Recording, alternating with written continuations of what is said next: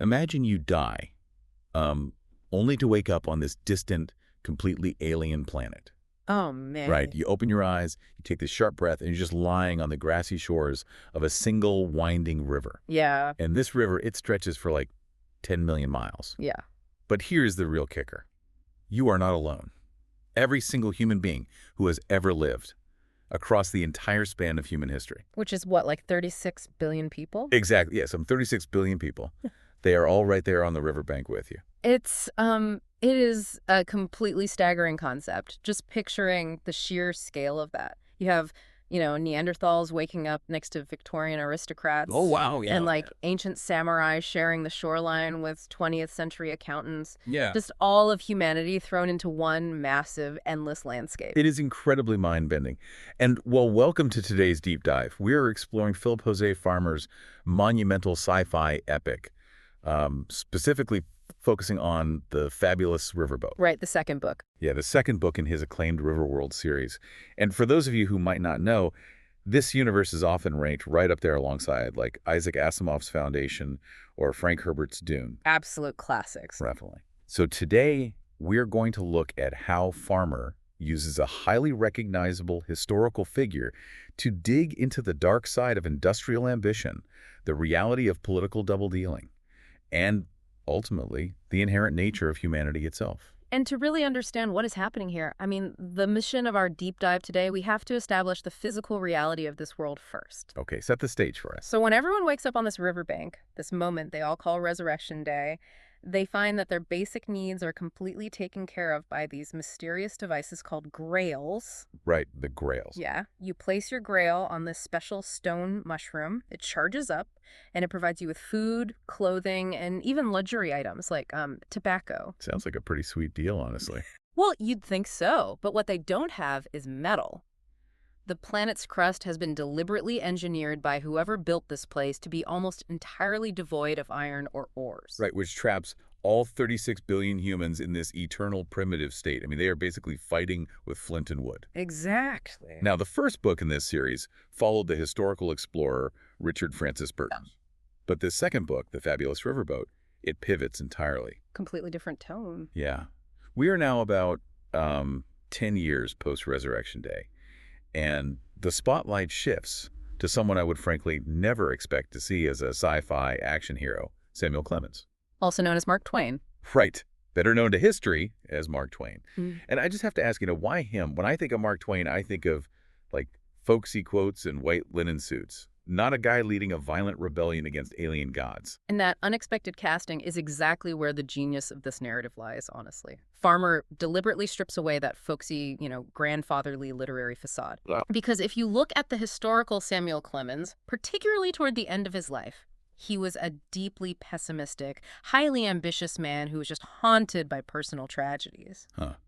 So we get a different side of him. Yeah, in Riverworld, we get the unvarnished Clemens. He is angry. He feels manipulated by the ethicals, which is what they call the mysterious alien overseers who created Riverworld. Right. And he doesn't want to just survive, right?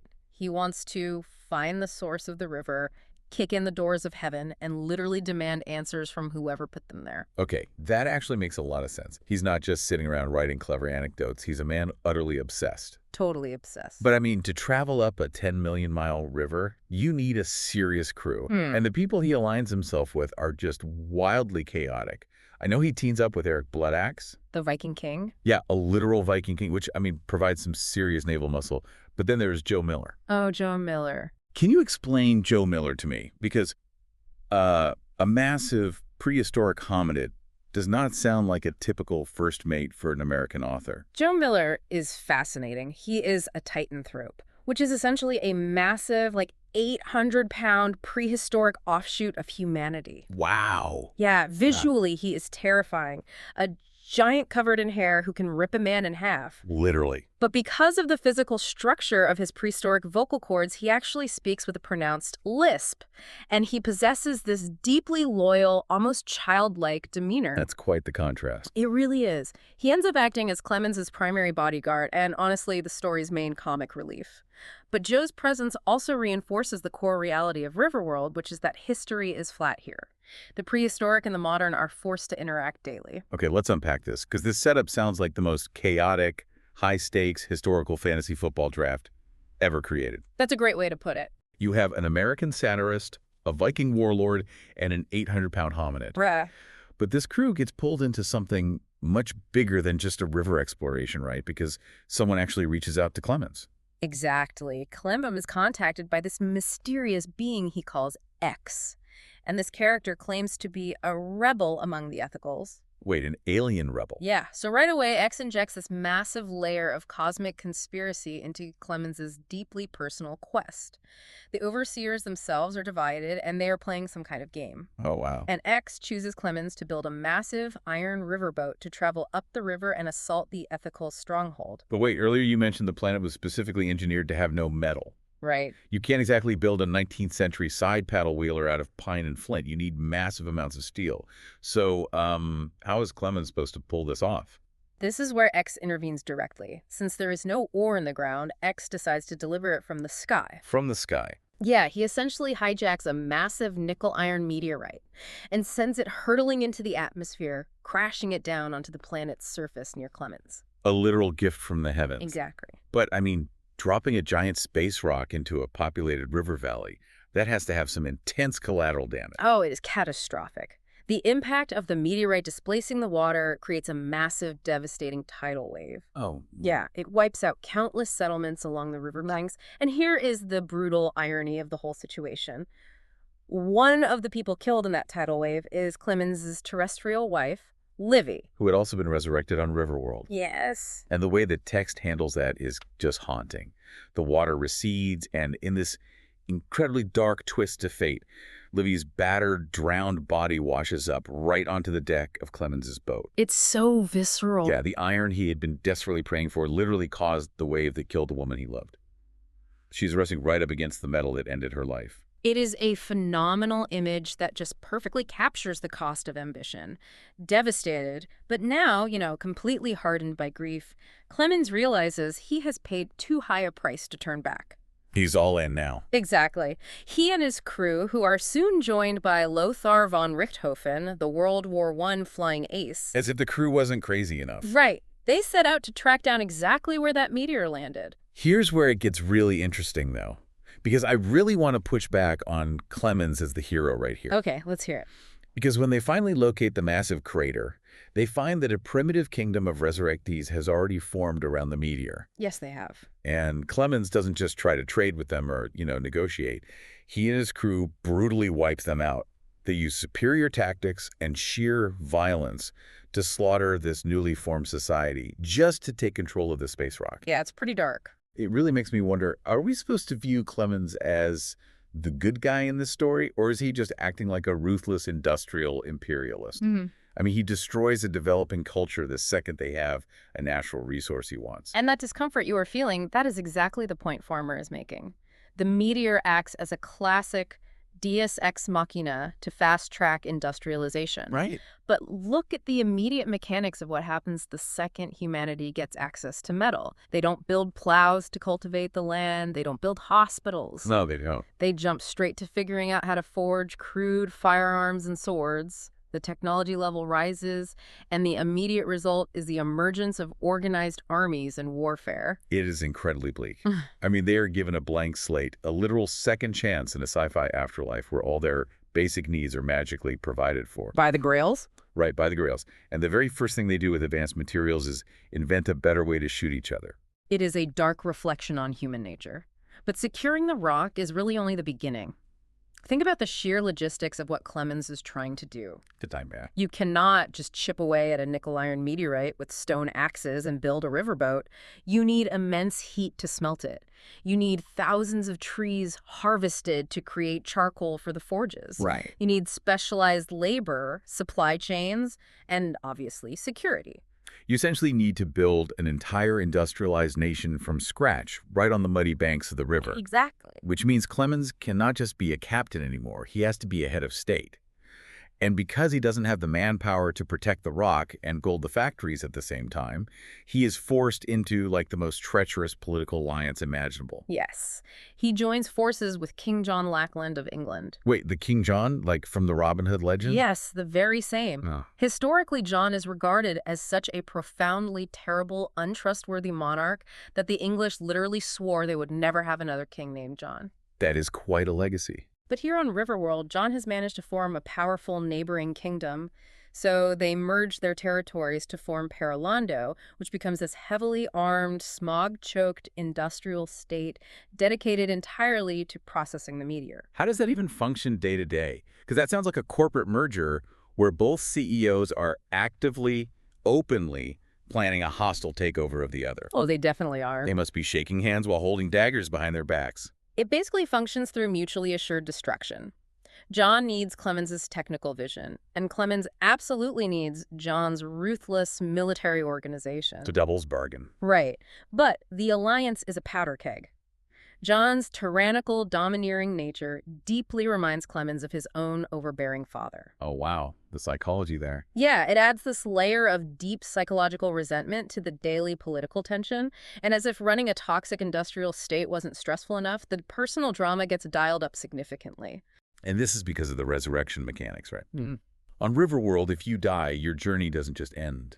Your body just gets resurrected somewhere else along the 10-million-mile river. Precisely. So Livy, the wife who drowned in the tidal wave, Right, she comes back. eventually she makes her way back to Paralando, but when she arrives, she is not alone. She actually shows up as the lover of the legendary 17th century French swordsman and poet Cyrano de Bergerac. That is just the ultimate historical love triangle. It really is. And Cyrano hasn't just come to Paralando to recite poetry. I love this detail. He is completely obsessed with getting his hands on high-quality metal so he can forge the perfect beryllium steel rapier. It is a brilliant element of the narrative, honestly, because Cyrano's desire for that sword perfectly encapsulates the dual nature of Paralando. How so? Well, on one hand, Cyrano is an artist. His longing for a beautifully crafted rapier represents this romantic yearning for civilization, for refinement, for the elegant culture that humanity lost when they woke up naked on the riverbank. Right. But at the end of the day, it is still a weapon designed to puncture a human lung. Exactly. Even the poet of the group is just looking for a more elegant way to kill people. Exactly. Even the most principled characters are making these devil's bargains.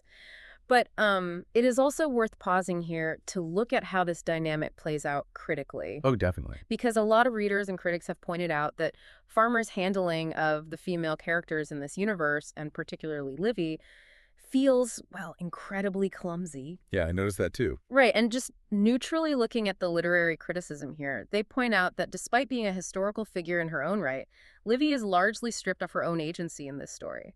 She effectively becomes a narrative prize, existing mostly as a catalyst for Clemens and Cyrano to posture and fight over. It feels like she's reduced to a trophy. Yeah. And it definitely reflects the era the book was written in. Mm-hmm. But it also strangely fits the deeply toxic, regressive environment that Clemens and John have built in Paralando. That's a fair point. Speaking of which, let's get into the actual construction. Because all of this intense political maneuvering, all the smog and the deforestation, all the personal drama, it actually culminates in an incredible engineering marvel. They do it. After years of grueling labor and just constant paranoia, they manage to refine the steel. They build the not-for-hire. The not-for-hire. Yeah. It is a massive, majestic, heavily armored side paddle wheeler. It is a true technological triumph on a planet where most people are, still wearing woven grass. I can just picture it sitting there on the water, this 400-foot-long steel behemoth, the absolute culmination of everything Clemens sacrificed his morality for. This whole obsession realized. Right. But human nature proves to be the ultimate obstacle, because on the very day of the boat's christening, the day they are finally going to launch, King John pulls the inevitable betrayal. And he executes it flawlessly. John uses his military leverage to bribe the crew, seize the armory, and just take total control of the ship. Unbelievable. He literally throws Clemens and his loyalists overboard into the river. John hijacks the not-for-hire, fires up the boilers, and just steams away up the river. Wow. Yeah, Clemens is left standing in the mud of Paralando, completely empty-handed, watching his life's work disappear around the bend. I have to be honest, if I spent hours reading a book heavily focused on the logistics of building a boat, wading through endless political info dumping and squabbling, only for the boat to get stolen on the last page, Yeah. I would want to throw the book across the room. I mean, it feels like a massive slog just to end on a cheap cliffhanger. What is the reader supposed to take away from that? Was this whole journey just a waste of time? I mean, that is exactly how many people react. But if we connect this to the bigger picture, that deeply frustrating feeling is the core philosophical point Farmer is making. Really, the frustration is the point. Yes. The stolen boat perfectly encapsulates his view of human history. Mm. He envisions human progress as this wide scope of morality plays. You have this incredible capacity for technological advancement and visionary achievement. Which is the riverboat itself. Exactly. We can build magnificent things. But that achievement is constantly, inevitably undermined by human pettiness, pride, and treachery, which is represented by King John. So the slog is the point. The frustrating politics are the point. We want the clean, heroic narrative where the visionary builds the ship and sails off to punch the gods. But humanity is messy. Exactly. John isn't just a villain tying a mustache to the train tracks. He is a reflection of the greed that constantly sets human civilization back. Precisely. The ending proves a very hard truth. Progress is agonizingly slow, and catastrophic, unfair failure is always on the table. Technology might evolve, we might go from flint axes to steel paddle wheelers. But the people stay the same. Right. The fundamental flaws of the human heart remain exactly the same. It is a massive reality check. Looking back at everything we've covered today, we have tracked Samuel Clemens from sailing on a Viking longboat to becoming the ruthless head of an industrial state. Quite the resume. Yeah. We unpack the mechanics of how he forged a riverboat from a fallen star, the heavy costs of his obsession, and the brutal, toxic alliances he was forced to make. And we confronted the tragic reality that even in a highly advanced afterlife, humans simply cannot stop finding new reasons to betray each other. And that is why Farmer's Riverworld resonates so deeply. It is a wild sci-fi adventure, yes, but it serves as a mirror. It forces us to examine our own lives and our inherent nature. It really does. It asks a deeply uncomfortable question of you, the listener. If you were given a literal second chance at life, surrounded by all the hard-won lessons of human history, would you genuinely seek a better, more cooperative path? Or would you fall right back into your old destructive habits, hoarding resources, building weapons, and plotting against your neighbors? It really makes you wonder if we are even capable of changing our fundamental nature, or if we were just wired for conflict. Which leaves you with one last thing to ponder today. Imagine if all of humanity was completely reset tomorrow. Just wiped clean. Right, we wake up on the shores of that endless river. We have all our past memories, all our historical knowledge completely intact, but absolutely zero modern technology. No smartphones, no concrete, no steel beams. How long would it actually take for our greatest minds to stop cooperating and start trying to conquer each other all over again? Is human progress really just a fancy word for finding more efficient ways to fight old enemies? Keep your eyes on the riverbank, and we'll catch you on the next deep dive.